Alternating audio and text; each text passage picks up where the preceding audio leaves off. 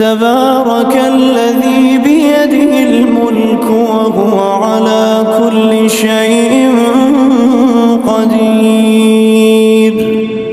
الذي خلق الموت والحياة ليبلوكم أيكم أحسن عملا وهو العزيز الغفور،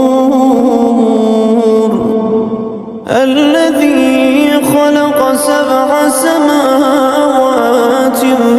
طباقا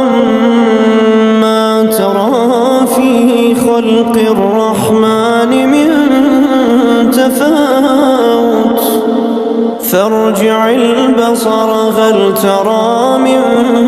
فطور ثم ارجع البصر كرتين ينقلب إليك البصر خاسئا وهو حسير